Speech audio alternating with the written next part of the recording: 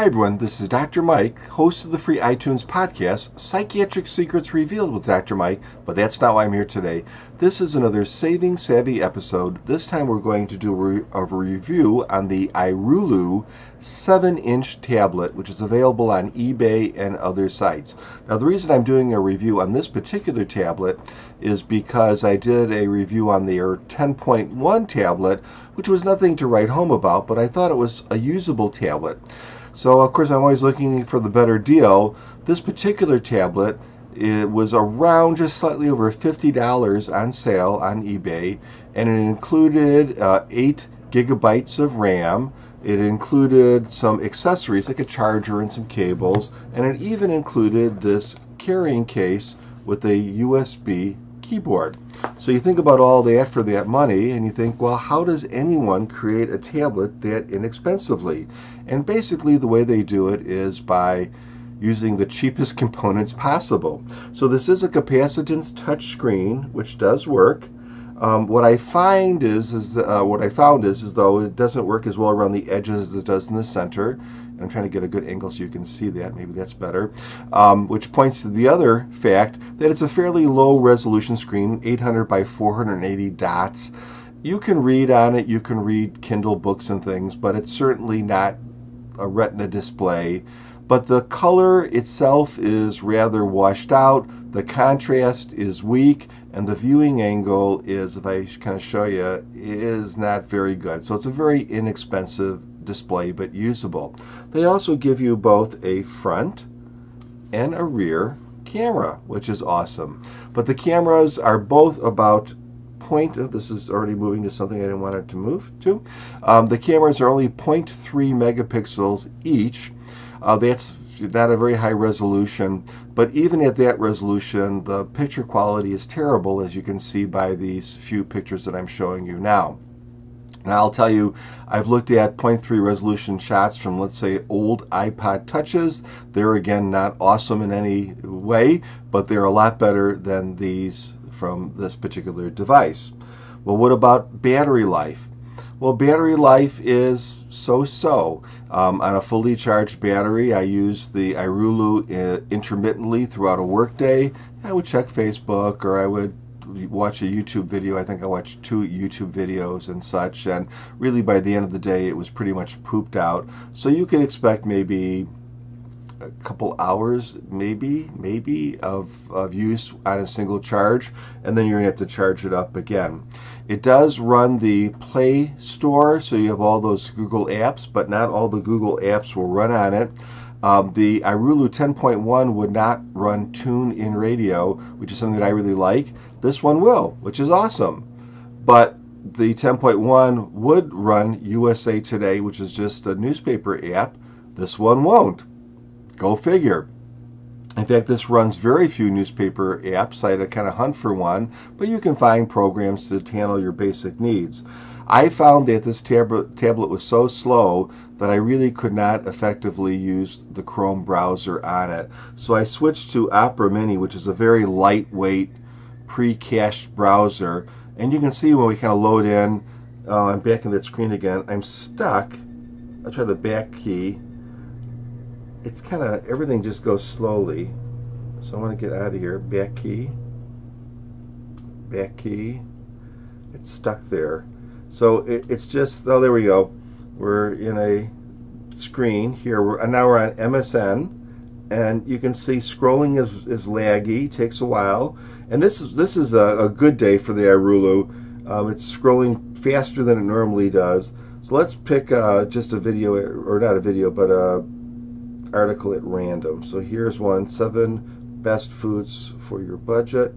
Click it, and you'll see another problem is that things just don't load very quickly on this tablet.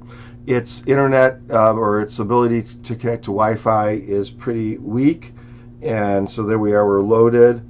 And so if you're not right by the router, it's just really slowed up because of that. Now if I spread, now it did spread pretty well this time. A lot of times it doesn't. Let's try to spread it again. There it goes, and I can move it over. So you can do like some gestures on here.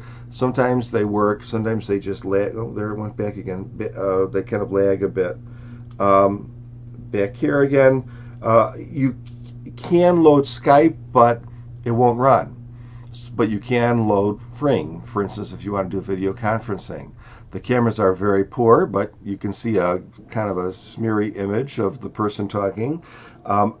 In general, what I found is that on a good day, oh, and you have a speaker on the back, so I should tell you about that. A little speaker, very low volume, works okay with headphones. You can hear it okay in a quiet room without the headphones, but really you need to use headphones for it. Generally, I found it to be pretty laggy and lacking in functionality, and I think that on a good day it was a little frustrating to use. When it was not running well, it was impossible to use, and that would include things like, so I would like eliminate programs, and I would exit out of programs, and I would use memory cleaners, and I would reboot the tablet, and still sometimes it just ran really slow, where you'd press something and literally wait 15 seconds before it would respond, it seemed. So let's go back again. So it's running good today. So we'll hit Facebook, and you can see it kind of goes to a black screen. Just shows you how slow the processing is of this particular device. We're still, okay, now we're starting to load the white screen. Still loading. And now it's sort of loading its thing. It's loading a picture. Waiting. I know where that picture is. There's a picture. It did load a picture. So if you scroll, you can see it's a little laggy and stuff is not loaded. It's still up there it goes. It's loaded now. And now we can kind of move back and forth pretty well. And again, this is running on a good day. So if we go back to the home screen, there it is. Things like Netflix and YouTube run surprisingly well. I think it's kind of tuned for those sorts of things. Mail would work on it if you wanted mail to work, like, you know, pick up your Gmail or something. And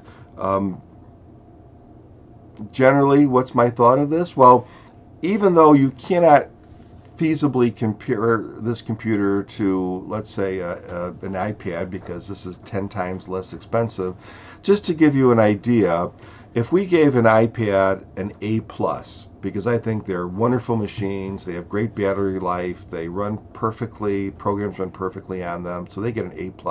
Again, very expensive. If we looked at the Nexus 7 that I reviewed a couple months ago, and the Amazon Kindle Fire HD that I reviewed a couple months ago, I would have given them maybe a B-. And I said, oh, B-. No, B- is a good grade. They're completely usable tablets that run very well, just not as well as the much more expensive iPad. How would I have rated the 10.1 iRulu that I had in my hands a couple weeks ago? Low C. Definitely workable, a passable grade, but, you know, it is what it is. How would I rate this particular tablet? I have a little story to tell you about it, too, at the end. I would say this tablet I would give, on a good day, a C-, and when it's running badly, a D- to an F.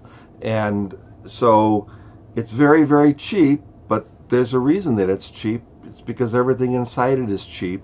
And even the keyboard, this is similar to the 10-inch keyboard, but the keys are so much smaller that it's very difficult to type on this keyboard, for me anyways, compared to the one that came with the other 10-inch tablet that I found I could use.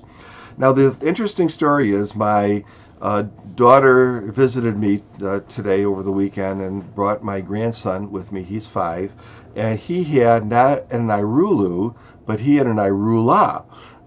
Which is basically an iRulu. It's just, they just put an A at the end of it. I don't know why. And it pretty much was the same tablet. So I got to compare that tablet to, and it very similar performance. So I would say that it's not specific just to this particular, maybe this was a bad one or something. We had 2 of them to kind of check out.